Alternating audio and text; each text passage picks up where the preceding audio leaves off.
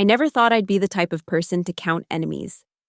But sitting in my car outside Axion Metrics at 6:47 a.m., watching the early arrivals filter into our glass-fronted building in downtown Greendale, I found myself doing exactly that. 23 coworkers who wanted me gone badly enough to put their names on paper. My name is Natalie Brooks, and 9 months ago, I thought I was getting the opportunity of a lifetime. The morning light caught the company logo etched into the building's facade, a sleek geometric design that promised precision and innovation. Axion Metrics had built its reputation on helping mid-sized companies make sense of their data, turning numbers into narratives that drove real business decisions. Or at least, that's what we told ourselves. I'd been with the company for 3 years, working in product development, when CEO Imogen Wallace called me into her corner office last spring. Imogen was the kind of executive who commanded attention without demanding it. Sharp, measured, with steel gray hair pulled back in a way that suggested she had more important things to think about than appearances. "Natalie," she'd said, gesturing to the chair across from her mahogany desk, "I have a problem that requires your particular skill set." The analytics department was hemorrhaging clients. Their retention rate had dropped by 37% over the past year. And the few customers who remained were increasingly vocal about outdated methodologies and surface-level insights. The department's reputation within the company had become a running joke. Expensive overhead that produced pretty charts but little actual value. "I'm giving you 9 months," Imogen had continued, her fingers steepled. "Complete transformation or complete dissolution, your choice which one it is." The challenge should have terrified me. Instead, I felt a familiar thrill. The same one I'd experienced when tackling impossible product launches or untangling hopelessly complex user experience problems. This was bigger, messier, and infinitely more political. But the core challenge remained the same. Take something broken and make it work. My first day as head of analytics, I'd walked into a department that felt like a mausoleum. 26 analysts sat in cubicles, generating reports that followed the same templates they'd been using for 5 years. Customer behavior analysis consisted of demographic sorting and purchase frequency charts. Predictive modeling meant looking at last year's numbers and adding 10%. Travis Morgan had been the first to approach me. 42 years old. He'd been with analytics since the department's founding, and his handshake carried the weight of institutional knowledge. He was tall, broad-shouldered, with the kind of easy confidence that came from being the person everyone turned to when they needed something explained. "Welcome to the team," he'd said, his smile warm but his eyes measuring. "I know Imogen's got big plans, but I hope you understand. We've got a good thing going here. Our clients trust us because we're reliable, consistent. Sometimes change for change's sake can do more harm than good." I'd nodded politely, but even then, I'd felt the subtle challenge in his words. Travis wasn't just introducing himself, he was drawing a line in the sand. The rest of the team had been equally polite and equally skeptical. Rowan Bell, a senior analyst who specialized in retail data, had given me a tour of their reporting systems with the air of someone showing off a vintage car, proud of what they'd built, but defensive about its limitations. Tessa Muir, who handled our healthcare clients, had been more direct. "Look, I get that you're here to shake things up," she'd said during our first team meeting. "But we've got established relationships with these accounts. They know what to expect from us. If we start changing everything, we risk losing the trust we've spent years building." It was a reasonable concern, delivered with professional courtesy. But underneath the diplomacy, I heard something else: resistance. The first few weeks had been about observation. I'd sat in on client calls, reviewed their existing methodologies, and dug into the data they'd been providing. What I found was a department that had become comfortable with mediocrity. Their analysis was accurate but shallow, useful but not transformative. They were telling clients what had happened, not why it had happened or what it meant for the future. More troubling was the culture of risk aversion that permeated everything they did. When I'd suggested implementing behavioral clustering algorithms to identify customer segments based on actual usage patterns rather than demographic assumptions, the response had been swift and unified. Too complicated, too risky, too different from what clients expected. Our approach works, Travis had said during one particularly tense team meeting. Maybe it's not the flashiest methodology, but it's proven. Our clients rely on consistency. Consistency in delivering insights that aren't actually insightful, I'd replied, perhaps more sharply than I'd intended. The room had gone quiet.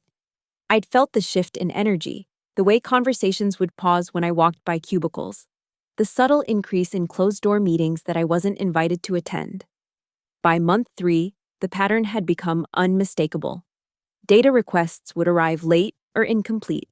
Presentation slides would be modified without my knowledge, reverting to old templates and familiar talking points. Client meetings would be scheduled during times when I was unavailable, with summaries that somehow always concluded that existing approaches were working just fine. I'd started keeping detailed records of everything: emails, meeting notes, project timelines. Initially, it had been for my own organization, but gradually I'd realized I was building a defense file. The resistance wasn't just philosophical, it was becoming actively obstructive. The breakthrough had come from an unexpected source: Lyra Kent. A junior analyst who'd been with the company for just 8 months, had stayed after a particularly frustrating team meeting where my proposal for dynamic customer journey mapping had been dismissed as too experimental. "I've been running some of those clustering algorithms you mentioned," she'd said quietly, glancing around to make sure we weren't overheard. On the Henderson Electronics account, unofficially, Henderson Electronics was one of our smaller clients, a regional chain that had been struggling with customer retention.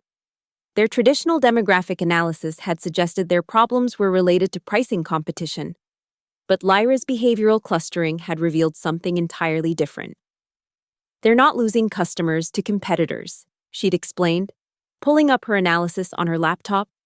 "They're losing customers to their own inconsistent experience. Look at this." The patterns were clear once you knew how to look for them. Customers who made purchases across multiple channels, online, in-store, mobile app, were 3 times more likely to return than those who stuck to a single channel. But Henderson's marketing was treating each channel as a separate entity, creating disconnected experiences that confused rather than engaged their customers. "This is actionable," I'd said, studying the data. "This is the kind of insight that actually drives business decisions." "Euros, should I write it up for the team?" Lyra had asked. I'd paused, considering. If I shared this through normal channels, it would be filtered through Travis's review process, diluted and sanitized until it resembled every other report they'd ever produced. But if I kept it to myself, I'd be violating the collaborative spirit I'd been trying to build. Not yet, I'd decided. Let's see if we can develop this further. Maybe bring in Noah and a couple others who might be interested in trying something new. Noah Voss had been my second recruit to what I'd started thinking of as the shadow team. He was a mid-level analyst who'd been increasingly frustrated with the department's resistance to innovation. Unlike Travis's loyalists, Noah had joined Axion Metrics because he wanted to do meaningful work, not because he wanted a comfortable routine. Working with Lyra and Noah, I'd started developing what I called deep dive behavioral analysis, a methodology that looked beyond surface-level metrics to understand the psychological and emotional drivers behind customer decisions. It was more complex than traditional approaches, required more sophisticated tools, and produced insights that were sometimes uncomfortable for clients to hear. But it worked. Henderson Electronics had implemented our recommendations within 6 weeks. Their customer retention rate had improved by 23%, and their average transaction value had increased by 15%.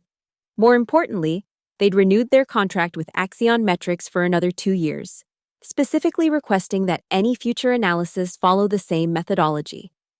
I'd wanted to share this success with the full team, to use it as proof that innovation could drive real results. But when I'd brought it up during our monthly department meeting, Travis had been quick to dismiss it. "Henderson's a small account," he'd said. "What works for them might not scale to our enterprise clients. We can't risk disrupting proven relationships based on one lucky outcome." "It's not luck," I'd countered. "It's methodology. We identified behavioral patterns that demographic analysis completely missed. Behavioral patterns. Rowan had echoed with a slight smile. Sounds like psychology, not analytics. The comment had drawn chuckles from several team members, and I'd felt heat rise in my cheeks. This was the game they played, dismissing new ideas with subtle mockery, undermining my authority by treating innovation as naive enthusiasm. But I'd also noticed something else in that meeting. Not everyone was laughing. Lyra, Noah, and a few others had been taking notes, asking follow-up questions, showing genuine interest in the methodology. The department wasn't monolithically opposed to change, it was just controlled by people who were. That realization had shifted my strategy. Instead of trying to convince the entire team to embrace new approaches, I'd focus on building a core group of analysts who were willing to experiment. We'd prove the methodology worked, build an undeniable track record, and eventually the rest of the team would have to accept that change was inevitable. Or so I'd thought. The first real sign of organized resistance had come in month 6. I'd been developing a comprehensive presentation for our quarterly review, showcasing the improved retention rates, increased contract values, and positive client feedback we'd achieved through behavioral analysis. The presentation was scheduled for the following Monday, and I'd spent the weekend refining the slides, making sure every chart and graph told a clear story about our progress. Sunday night, I'd received an email from Travis. Natalie, I've been reviewing the quarterly numbers, and I think there might be some inconsistencies in the data you're planning to present. I've taken the liberty of preparing an alternative analysis that might be more appropriate for the executive team. We should discuss this first thing Monday morning. I'd stared at the email, reading it 3 times to make sure I understood what he was saying. Travis was suggesting that my analysis was flawed, that his version was more appropriate for executive consumption. He was positioning himself as the voice of reason, the experienced analyst who could spot problems that the new department head might miss. Monday morning's conversation had been civil but tense.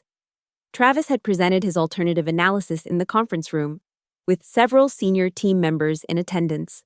His version of the quarterly report had been professionally executed, comprehensive, and completely traditional.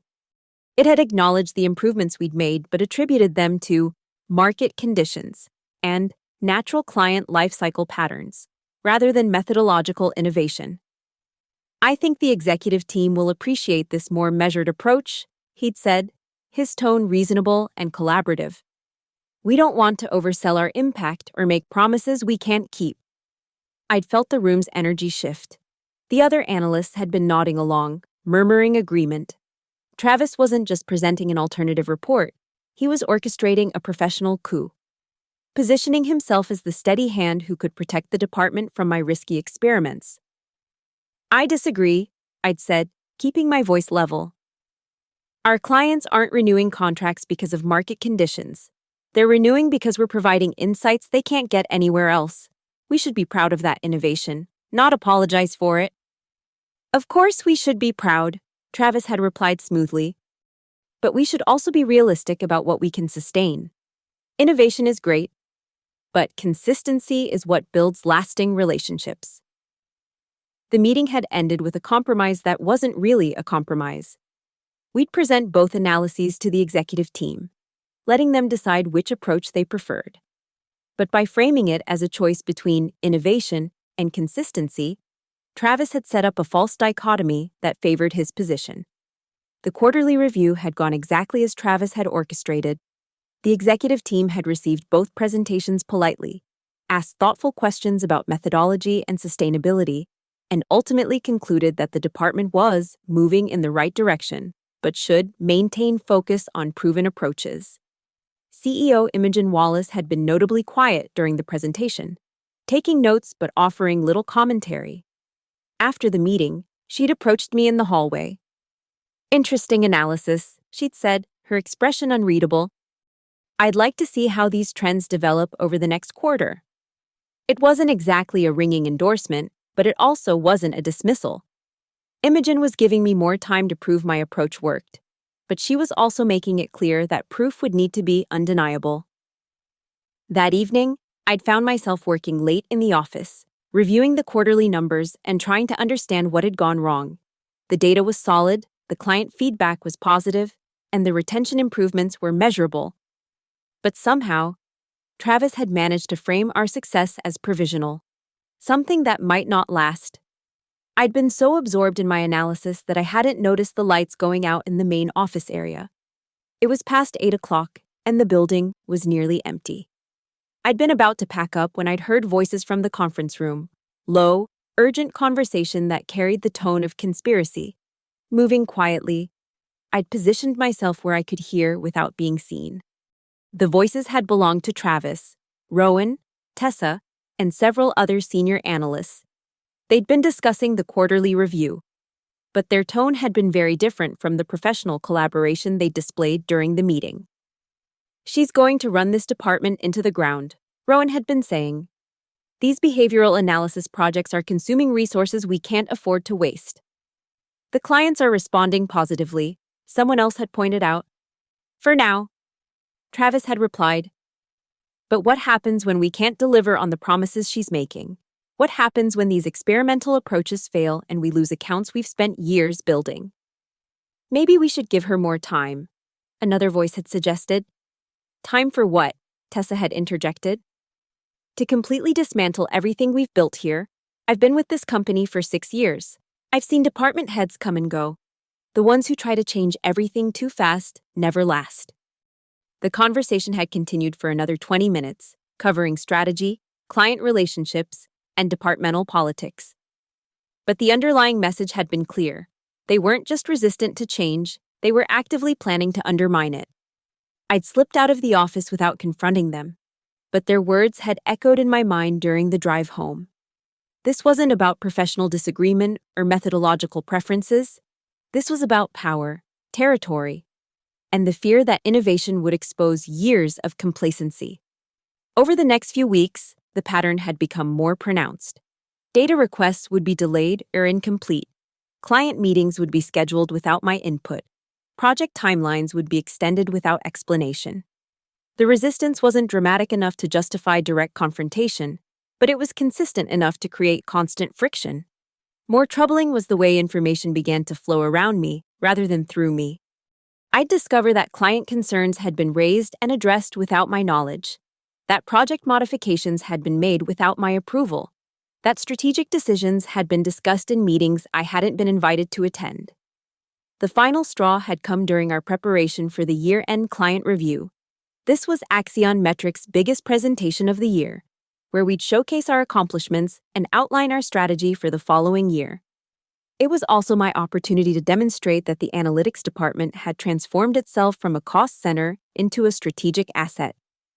I'd been working on the presentation for weeks, collaborating with the team to highlight our most successful projects and innovative approaches. The narrative was compelling. We'd improved client retention by 32%, increased average contract value by 28%, and received the highest client satisfaction ratings in the department's history. 3 days before the presentation, I'd arrived at the office to find that the shared server containing all our presentation materials had been corrupted. Every slide, every chart, every piece of supporting data had been lost. The IT department had been apologetic but clear. The backup systems had failed, and recovery would take days. I'd stared at the blank screen, feeling a cold certainty settle in my stomach. This wasn't a technical failure, it was sabotage. The timing was too convenient, the scope too comprehensive. Someone had deliberately destroyed months of work. Travis had been the first to arrive at the office that morning, and his reaction had been everything I'd expected: professional concern mixed with barely concealed satisfaction. "This is a disaster," he'd said, shaking his head. "All that work, just gone. I don't know how we're going to recover in time for the presentation." "We'll recover," I'd replied, keeping my voice steady. "I have backup copies of everything on my personal drive." I'd seen something flicker across his face, surprise, perhaps, or disappointment. He'd been counting on this setback to derail the presentation, to force us back to traditional approaches and familiar talking points. But I'd learned to be paranoid. Every important document, every crucial analysis, every piece of supporting data had been backed up to multiple locations. I'd lose a night's sleep reconstructing everything. but I wouldn't lose the opportunity to prove what we'd accomplished. The presentation had gone better than I'd dared hope. The executive team had been impressed by our results, intrigued by our methodology, and genuinely excited about the potential for expansion. CEO Imogen Wallace had been particularly engaged, asking detailed questions about scalability and implementation. But as I'd watched Travis during the presentation, I'd seen something that chilled me. He wasn't just disappointed by our success, he was angry. The careful mask of professional collegiality had slipped, revealing something harder underneath. After the presentation, he'd approached me with a smile that didn't reach his eyes. "Congratulations," he'd said. "Really impressive work." I'm sure the executive team was surprised by some of those numbers. "Surprised by how much we've improved," I'd replied. "Surprised by how different your analysis is from what we've been telling them all year," he'd countered. "It makes the rest of us look like we've been underperforming." There it was, the real issue. My success wasn't just challenging their methods, it was exposing their failure. Every improved retention rate, every increased contract value, every positive client review was implicit criticism of the way they'd been doing things. "That's not how I see it," I'd said. "I see it as proof that this entire team is capable of exceptional work when we're willing to try new approaches." "New approaches," Travis had repeated, his tone thoughtful.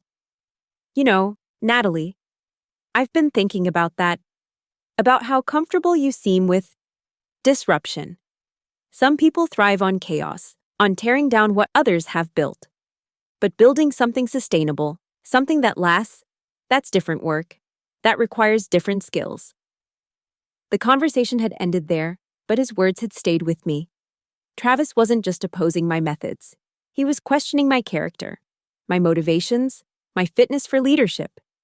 He was preparing a narrative that would justify whatever action he was planning to take. I'd spent the weekend reviewing everything: employee files, project timelines, client communications, departmental budgets.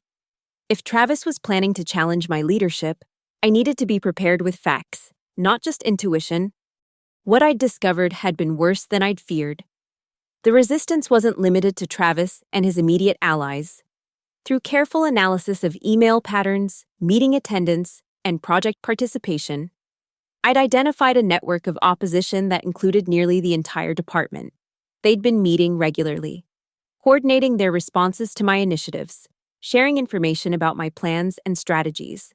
They'd created a shadow organization within the department, one that operated according to its own agenda rather than the official departmental goals. More troubling was the way they'd been framing the narrative about my leadership. In their version of events, I wasn't an innovative manager trying to improve departmental performance.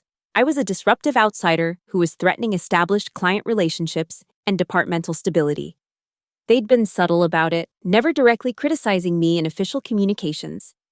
But in private conversations, informal meetings, and casual hallway interactions, they'd been building a case against me. They'd been preparing the ground for something bigger than simple resistance. That something had arrived on a Tuesday morning in late November. I'd been in my office, reviewing client feedback from our latest behavioral analysis project, when I'd heard a commotion in the main office area. Voices had been raised, chairs had been moving, and there'd been an energy of excitement that seemed unusual for a typical Tuesday morning. When I'd emerged from my office, I'd found the entire department gathered around Travis's desk. He'd been holding a document, speaking in the kind of measured, serious tone that suggested something important was happening. As I was saying, he'd been explaining, "This isn't about personal disagreement. This is about professional responsibility. We have an obligation to our clients, to our company, and to each other to maintain standards of excellence and stability."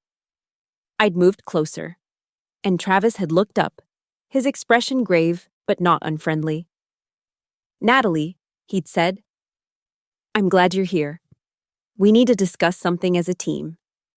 He'd handed me the document, and I'd felt my stomach drop as I'd read the header, Petition for Departmental Leadership Review.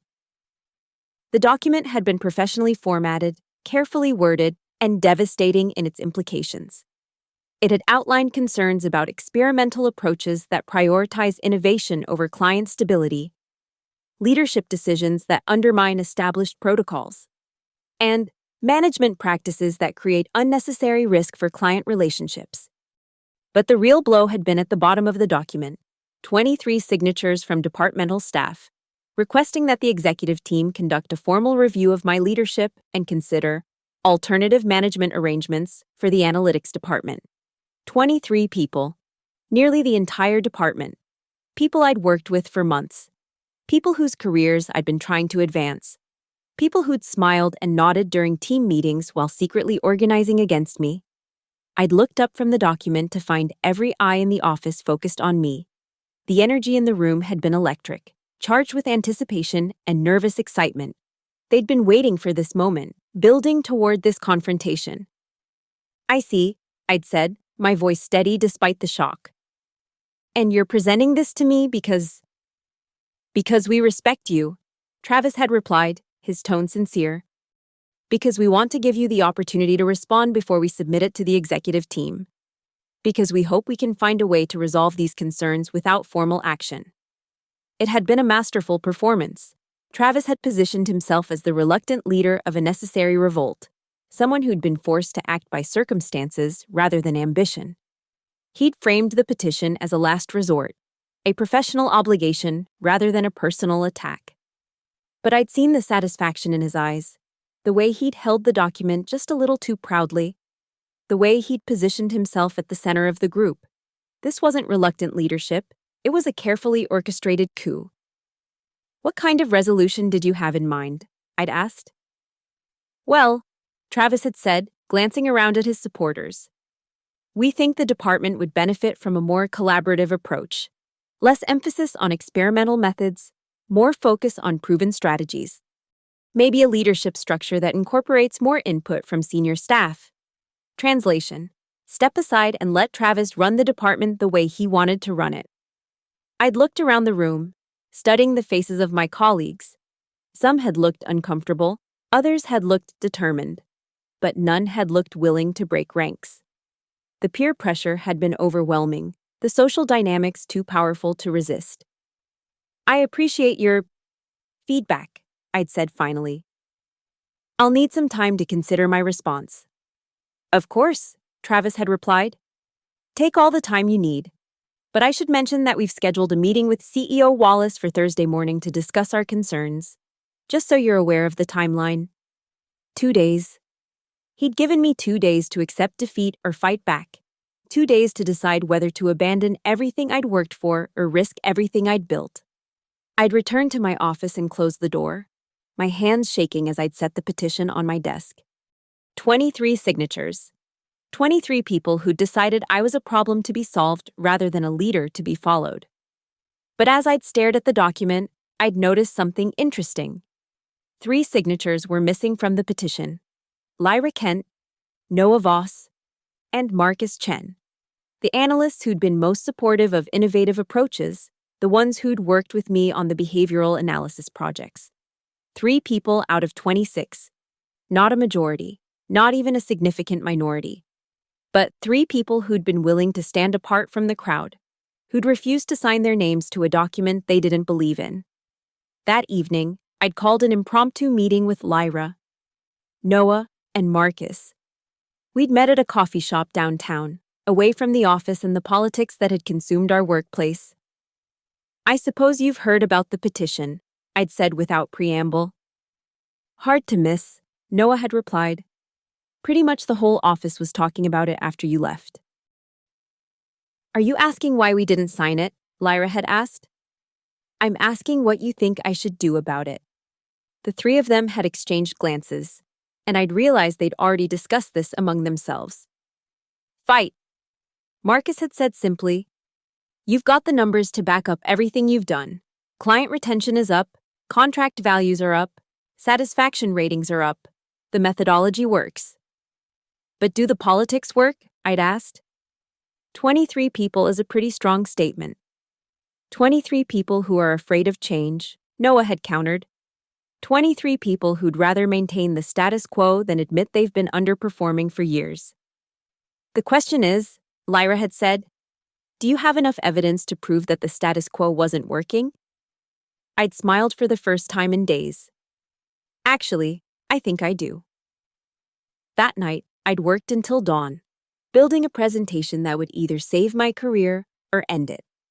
I'd pulled together every piece of data, every client communication, every performance metric I could find. But more than that, I'd built a narrative that would expose the real choice facing Axion metrics: embrace innovation or accept mediocrity. The presentation had been built around a simple premise: numbers don't lie, but people do. And over the past 9 months, I'd collected enough numbers to tell a story that would be impossible to ignore. Thursday morning had arrived gray and cold, with the kind of November weather that made everything feel ominous. I'd arrived at the office early, before the rest of the team, and had spent an hour reviewing my notes and preparing for what I knew would be the most important meeting of my career. The executive conference room had been arranged exactly as I'd expected: CEO Imogen Wallace at the head of the table, flanked by CFO Bennett Shaw and VP of Operations Patricia Reeves. Travis had been seated to their right, the petition placed prominently in front of him. The other signatories had been arranged around the table, creating a semicircle of opposition. I'd been given a chair at the far end of the table, isolated from the group, positioned as the defendant in a trial I hadn't realized I was facing. "Thank you all for coming," Imogen had begun, her voice carrying the authority that made board meetings feel like judicial proceedings. "I understand we have some concerns about departmental leadership that need to be addressed." Travis had risen from his chair, his posture confident and his expression serious. "Thank you, Imogen. I want to begin by saying that this isn't personal. Natalie is a talented analyst, and we all respect her technical skills. But leadership requires more than technical competence. It requires judgment, collaboration, and a commitment to sustainable practices." He gestured to the petition, and I'd watched as several heads had nodded in agreement. Over the past 9 months, we've seen a pattern of decisions that prioritize short-term innovation over long-term stability, experimental approaches that consume resources without delivering proven results, management practices that undermine collaborative decision-making and create unnecessary risk for client relationships. Travis had been building his case methodically, presenting each concern with professional detachment. He'd cited specific examples of projects that had required additional resources, decisions that had been made without full team input, and changes that had created uncertainty for established clients. "We're not opposed to innovation," he'd continued, "but innovation must be balanced with responsibility. We have an obligation to our clients, to our company, and to each other to maintain standards of excellence that have been proven over time." It had been a compelling argument, delivered with the kind of measured authority that carried weight in corporate environments. Travis had positioned himself as the voice of experience and reason, the steady hand that could protect the department from risky experimentation. When he'd finished, the room had been quiet. I'd felt the weight of expectation, the assumption that I would respond with defensiveness or desperation. Instead, I'd stood up and moved to the presentation screen at the front of the room. "Thank you, Travis," I'd said, my voice steady. "I appreciate your concerns, and I think they deserve a thorough response. But before we discuss management philosophy, I'd like to review some numbers." I'd clicked to my first slide: Analytics Department Performance, January 2024 to November 2024. When I joined this department 9 months ago, our client retention rate was 63%. Today, it's 82%. Our average contract value has increased from $42,000 to $57,000. Our client satisfaction ratings have improved from 3.2 out of 5 to 4.6 out of 5. I'd paused, letting the numbers sink in. These aren't projections or estimates. These are actual results, verified by our accounting department and confirmed by client feedback. I'd clicked to the next slide: Methodology Impact Analysis. Travis mentioned experimental approaches that consume resources without delivering proven results. Let me show you what those experiments have actually accomplished. The slide had displayed a detailed breakdown of our major projects, comparing traditional demographic analysis with behavioral clustering methodology. Client after client, The pattern had been consistent. Behavioral analysis had identified opportunities that demographic analysis had missed, leading to concrete improvements in customer retention and revenue generation. Henderson Electronics improved retention by 23% after implementing our behavioral recommendations. Meridian Healthcare increased customer lifetime value by 31%. Westfield Retail reduced customer acquisition costs by 18% while improving satisfaction ratings. I continued through the data, building a case that was impossible to ignore. Every experimental approach had delivered measurable results. Every innovative methodology had proven its value through actual performance metrics. But the real revelation had come with my next slide. Comparative analysis, traditional versus behavioral methodology. "I've been curious about something," I'd said, looking directly at Travis. "For months, I've been hearing concerns about the risks of innovation, the importance of proven approaches, the value of traditional methods, so I decided to conduct a direct comparison." The slide had shown a side-by-side analysis of client accounts, comparing results from traditional demographic analysis with results from behavioral clustering. The differences had been stark. Traditional methods had produced insights that were accurate but shallow, while behavioral methods had identified actionable opportunities that directly impacted business performance. "What I found was interesting," I'd continued. "Traditional methods aren't just less effective than behavioral methods. They're actually counterproductive. They create the illusion of insight while missing the real drivers of customer behavior." I'd click to the next slide, resource allocation and ROI analysis. Travis also mentioned concerns about resource consumption. Let me address that directly. The slide had shown a detailed breakdown of departmental expenses, comparing resource allocation under traditional approaches with resource allocation under behavioral methodology. The results had been counterintuitive. Behavioral analysis had actually reduced overall costs while improving results. Traditional analysis requires extensive demographic research, market segmentation studies, and competitive analysis. Behavioral analysis focuses on actual customer actions, which are already captured in our clients' data systems. We're not consuming more resources, we're using resources more efficiently. I'd paused, watching the faces around the table. The executives had been taking notes, asking questions, showing genuine interest in the analysis. But Travis and his supporters had been looking increasingly uncomfortable. "But here's what I find most interesting," I'd continued, clicking to my final slide. "Timeline analysis, resistance versus results." The slide had displayed a month-by-month timeline showing the correlation between departmental resistance and performance improvements. The pattern had been clear. As our results had improved, resistance had increased. January through March, minimal resistance, modest improvements.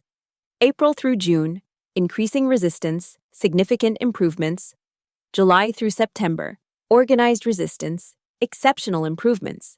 October through November, formal resistance, unprecedented improvements. I'd looked around the table, making eye contact with each person.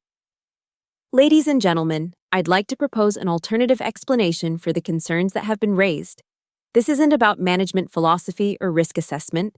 This is about the uncomfortable reality that innovation exposes complacency." The room had been silent, the tension palpable. For years, this department has been producing work that was adequate but not exceptional. Our clients stayed with us because switching providers was inconvenient, not because we were delivering irreplaceable value. We'd become comfortable with mediocrity. I'd clicked back to the performance metrics slide. These numbers represent what this team is capable of when we're willing to challenge ourselves, when we're willing to admit that good enough isn't good enough, when we're willing to risk being wrong in order to have the chance to be right. I'd returned to my seat, but I'd remained standing. Travis is correct that leadership requires judgment, collaboration, and sustainability. But he's wrong about what those words mean. Good judgment means making decisions based on evidence, not tradition. True collaboration means being willing to challenge each other, not just agreeing with each other. And sustainability means building something that can grow and adapt, not something that resists change. The room had been quiet for a long moment, Then CEO Imogen Wallace had spoken. "Thank you, Natalie. That was illuminating." She turned to Travis. "I'd like to hear your response to these findings." Travis had stood, but his confidence had been shaken. The numbers had been undeniable, the analysis had been thorough, and the implications had been clear. I don't dispute the performance improvements," he'd said. "But I maintain that these results could have been achieved through more collaborative approaches. The issue isn't outcomes, it's process." "What process concerns do you have?" Imogen had asked. Travis had looked around the table, searching for support among his allies. But the momentum had shifted. The petition had been based on assumptions about performance and methodology that my presentation had systematically demolished. "Well," he'd said, "there's the matter of communication. Many of these decisions were made without full team input." "Which decisions specifically?" I'd asked. "The Henderson Electronics project, for example. That was undertaken without departmental approval." "Because it was a pilot project designed to test methodology," I'd replied. "Once we'd proven the approach worked, we shared the results with the entire team." "But the process delivered results." CFO Bennett Shaw had interrupted. "Natalie, can you walk us through the financial impact of these methodological changes?" I'd spent the next 20 minutes detailing the revenue implications of our improved performance. The numbers had been staggering. Our enhanced client retention had generated an additional $2.3 million in recurring revenue, while our improved satisfaction ratings had led to $1.7 million in contract renewals that had previously been at risk. Furthermore, I'd continued, our improved reputation has generated 4 new client referrals worth a combined $1.2 million in first-year revenue. These aren't projected numbers. These are signed contracts. Bennett had been taking detailed notes, and I'd seen him exchange a meaningful look with Imogen. "Let me ask a direct question," Imogen had said, her voice cutting through the tension. "Travis, are you suggesting that we should abandon approaches that have generated nearly $5.5 million in additional revenue because the process wasn't sufficiently collaborative?"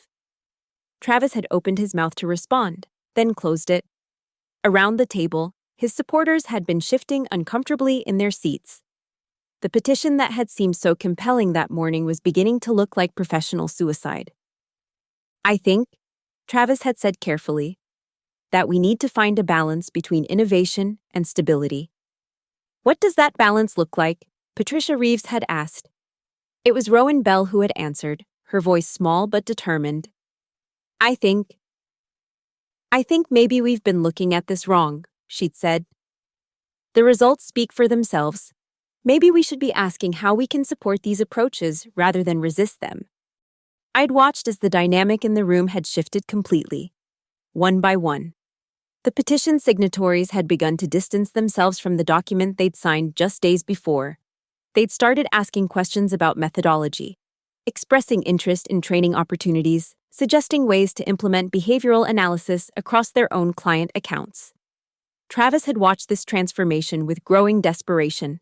His carefully orchestrated rebellion was collapsing in real time, his supporters abandoning ship as the evidence mounted against their position. "Wait," he'd said, his voice rising slightly.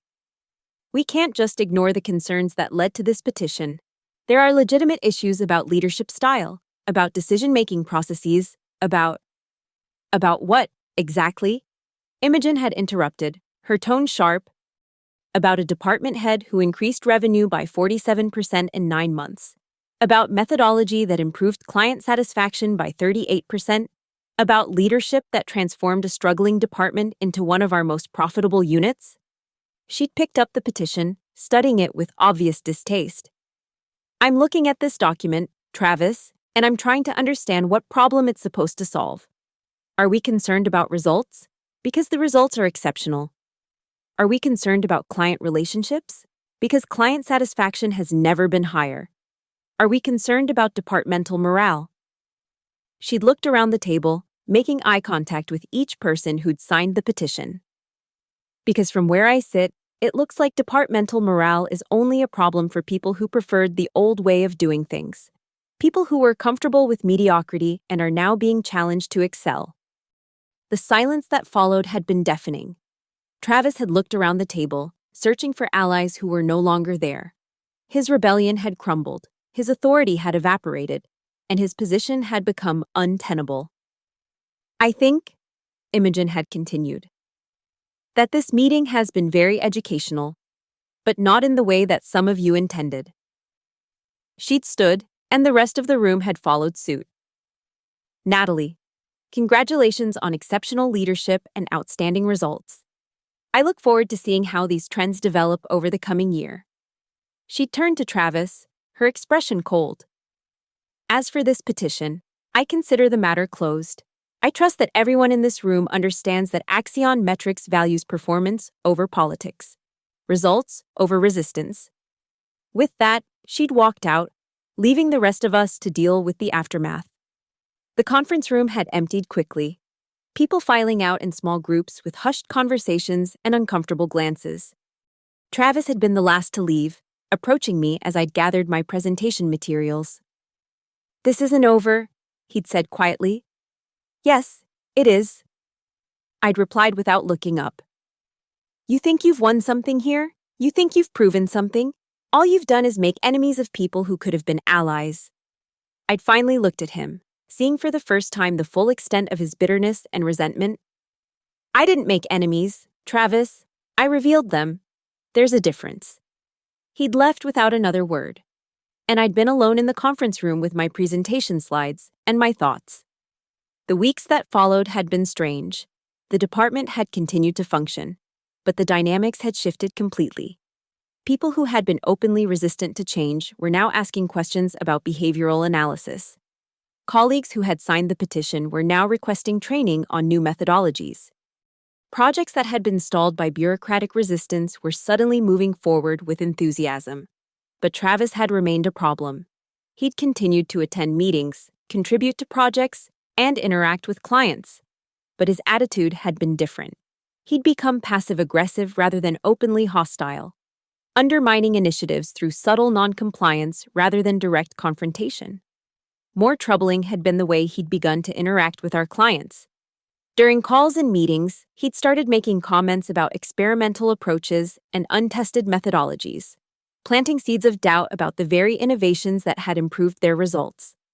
I documented these incidents carefully, building another case file that I'd hoped never to use. But Travis had been too smart to cross any clear lines, too experienced to make mistakes that would justify immediate action. The final confrontation had come during our year-end client review meeting in December. This had been our opportunity to showcase the analytics department's transformation to our biggest clients, demonstrating the value we'd delivered and outlining our strategy for the coming year. I'd prepared extensively for the presentation, working with the entire team to highlight our most successful projects and innovative approaches. The narrative had been compelling. We'd become a strategic partner rather than a service provider, delivering insights that drove real business decisions rather than just reporting historical data. The presentation had been scheduled for a Tuesday morning, with representatives from 8 of our largest clients in attendance. This had been the biggest audience we'd ever addressed, and the stakes had been correspondingly high. Monday evening, I'd stayed late to review the presentation one final time. The office had been quiet, most of the team having left for the day. I'd been absorbed in my notes when I'd heard familiar voices from the conference room where we'd planned to hold the next day's meeting. Moving quietly, I'd positioned myself where I could hear the conversation. Travis had been speaking with Marcus Webb, the Chief Data Officer from Meridian Healthcare, one of our biggest accounts. "I just want to make sure you understand what you're getting tomorrow," Travis had been saying. "Natalie's going to present a lot of impressive numbers, but you should know that some of us have concerns about the sustainability of these approaches." "What kind of concerns?" Marcus had asked. "Well, these behavioral analysis methods are very resource-intensive. They require constant adjustment, ongoing refinement. They're not the kind of stable, reliable approaches that Meridian has come to expect from us." I'd felt my stomach clench. Travis was actively sabotaging our client relationships, undermining confidence in the very methodologies that had improved their results. "But our retention rates have improved significantly since implementing these recommendations," Marcus had pointed out. "Oh, Absolutely. Travis had replied smoothly. I'm not questioning the short-term results. I'm just suggesting that you might want to ask some pointed questions tomorrow about long-term sustainability, about resource requirements, about what happens if these experimental approaches don't continue to deliver. The conversation had continued for another 10 minutes, with Travis systematically undermining every major initiative we'd implemented. He'd been careful to frame his comments as professional concern rather than personal opposition. But the message had been clear. Don't trust the new approaches. Stick with traditional methods. Be skeptical of innovation. I'd listened to the entire conversation, taking notes and trying to control my anger. This wasn't just resistance anymore. This was active sabotage of client relationships and departmental success. The next morning's presentation had been a minefield. Every positive result I'd highlighted had been met with subtle questions about sustainability. Every innovative approach I'd explained had been greeted with concerns about resource requirements. Every success story I'd shared had been qualified with worries about long-term viability. Marcus Webb had been particularly aggressive in his questioning, clearly influenced by his conversation with Travis the night before. These behavioral clustering results are impressive, he'd said. But I'm concerned about the complexity of the methodology.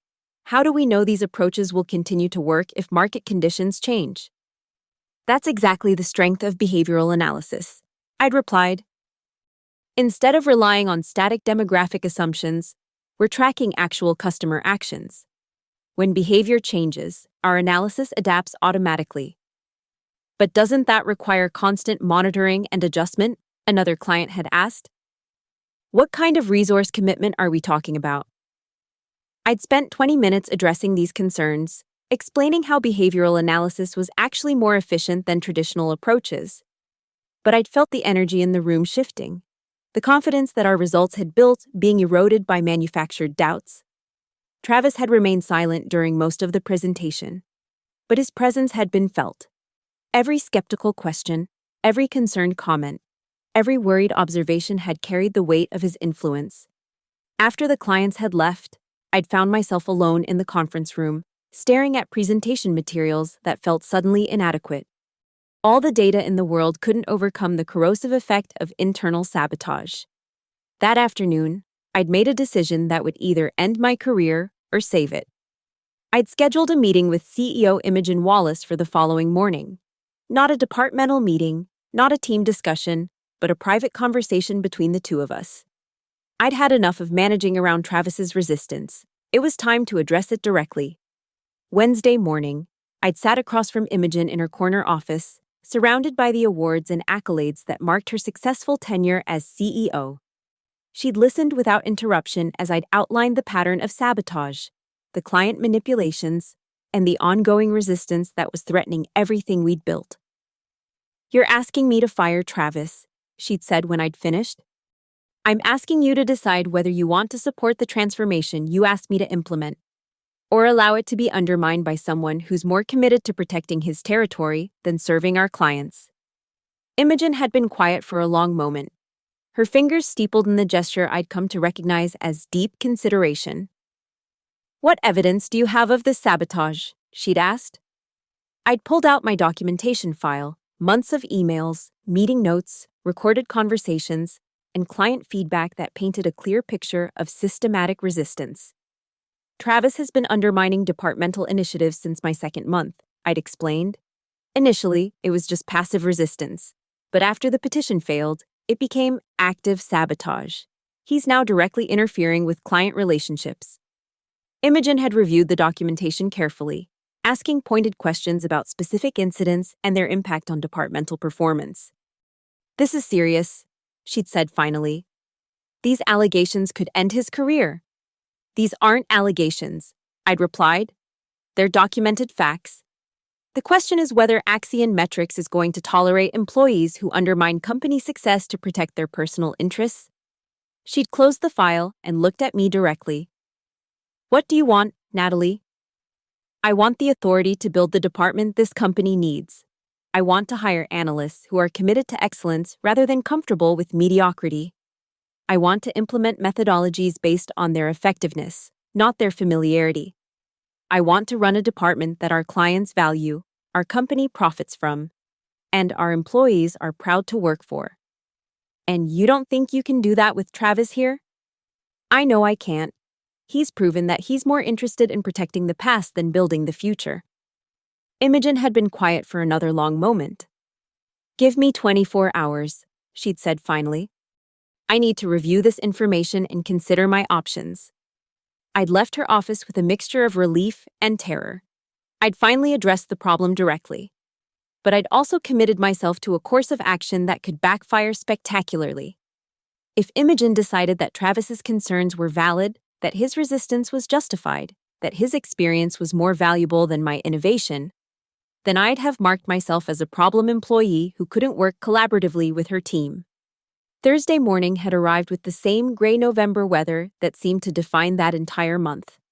I'd arrived at the office early, expecting to find a message from Imogen or a summons to another meeting. Instead, I'd found Travis cleaning out his desk.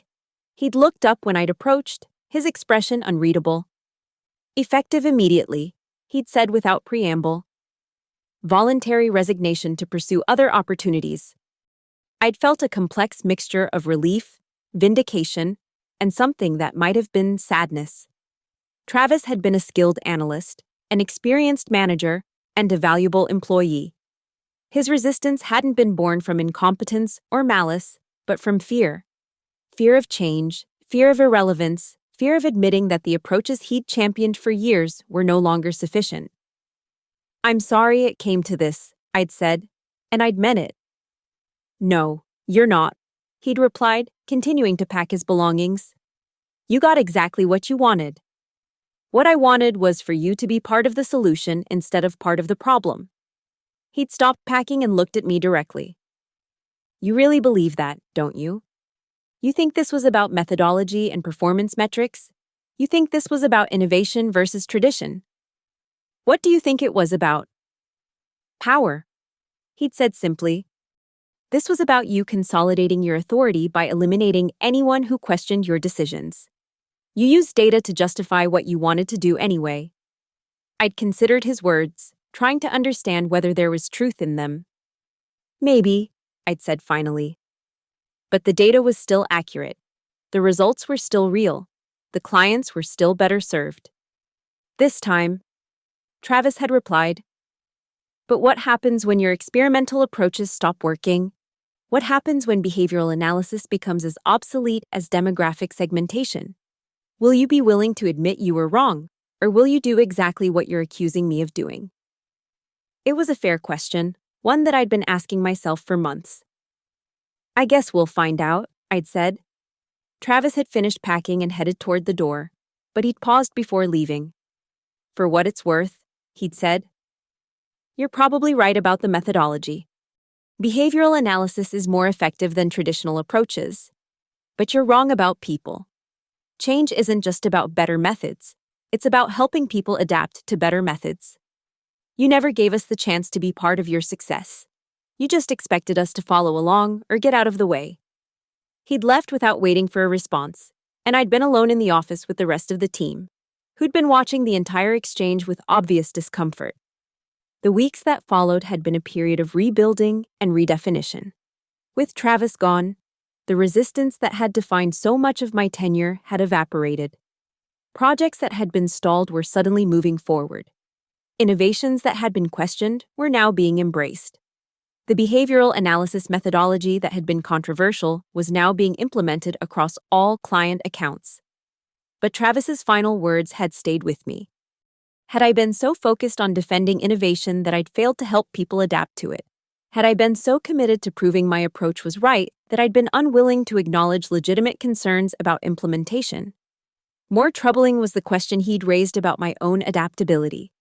The business world was constantly evolving, and methodologies that seemed cutting edge today would inevitably become obsolete tomorrow. Would I be able to recognize when my approaches needed to change? Or would I become as resistant to new ideas as Travis had been to mine? December had brought the year-end reviews, and the numbers had been undeniable. The analytics department had not only met but exceeded every performance metric that had been established at the beginning of the year. Client retention was at 91%, the highest in company history. Average contract values had increased by 53%. Client satisfaction ratings had reached 8 out of 5, with several clients specifically praising our innovative approaches and actionable insights. But the most significant change had been in departmental culture. The analysts who remained were engaged, enthusiastic, and committed to continuous improvement. They were asking questions about new methodologies, proposing experimental approaches, and taking ownership of their professional development in ways that hadn't been possible when the department was dominated by resistance to change.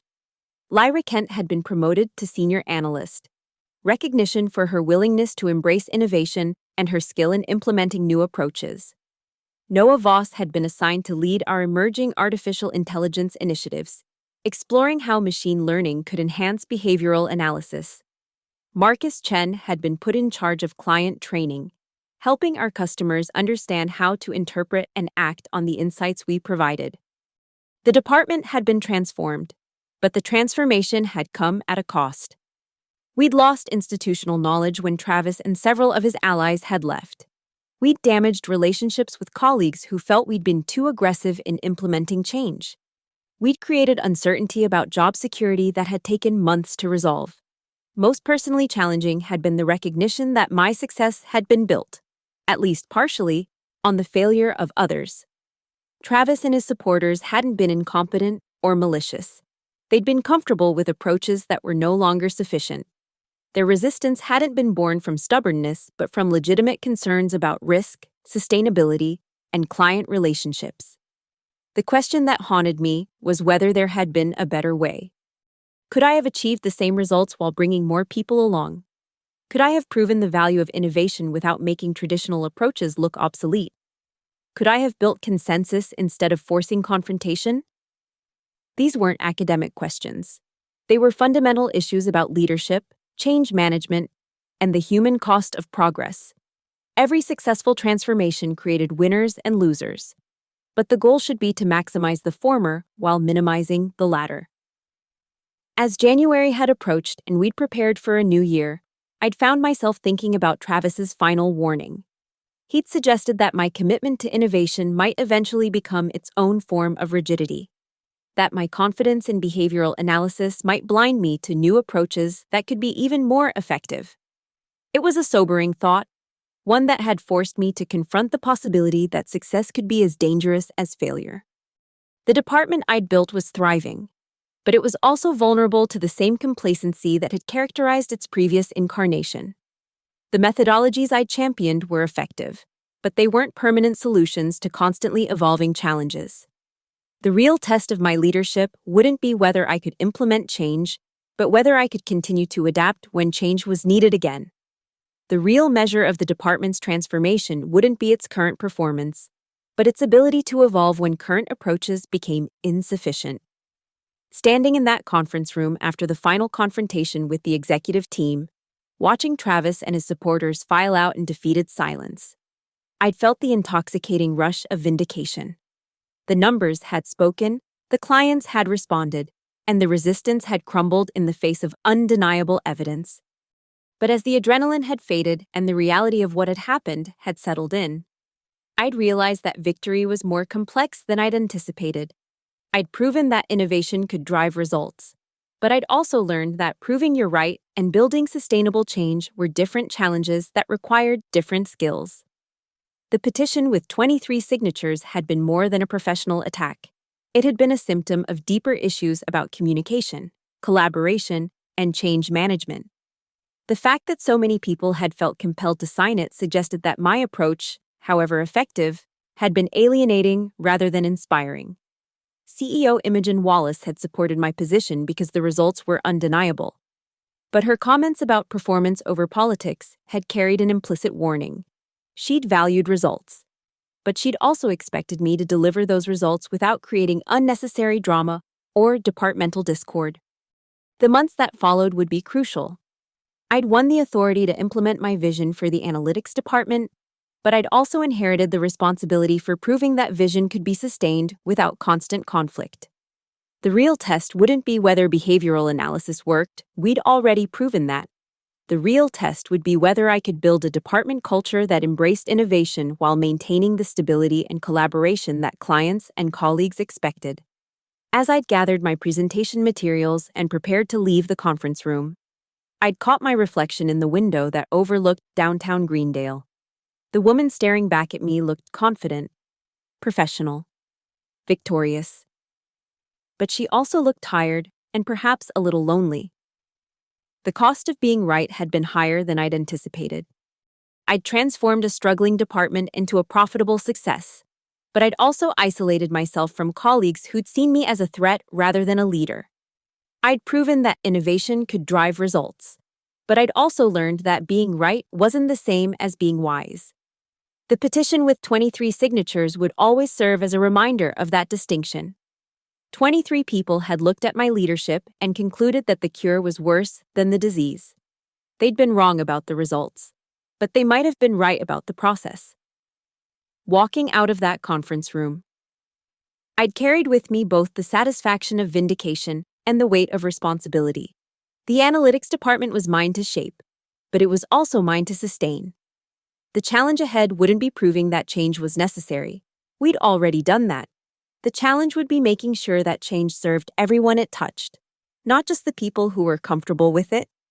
The November rain had been falling steadily as I'd walked to my car, washing the windows and blurring the lights of the city beyond. 23 signatures on a petition. 23 colleagues who'd wanted me gone. 23 reminders that being right wasn't enough. But also 23 opportunities to do better, to lead more effectively, to prove that innovation and collaboration weren't mutually exclusive. The real transformation of the analytics department was just beginning, and its success would be measured not just in client retention and contract values, but in the satisfaction and engagement of every person who worked there. The rain had continued to fall as I'd driven home, but for the first time in months, it hadn't felt ominous. It had felt cleansing, washing away the accumulated tension and conflict of the past year, preparing the ground for whatever would grow in its place. 23 signatures had tried to end my career, but they'd also taught me something invaluable about the difference between winning and leading. The lesson had been expensive, but it had also been essential. Now I had the opportunity to apply it, to build something better than what I'd torn down, to prove that the future I'd envisioned was worth the price we'd all paid to reach it. The numbers didn't lie, but they also didn't tell the whole story. The real story was still being written, one decision at a time, one relationship at a time, one day at a time. And unlike the petition that had tried to define my failure, this story's ending hadn't been predetermined. It was mine to write.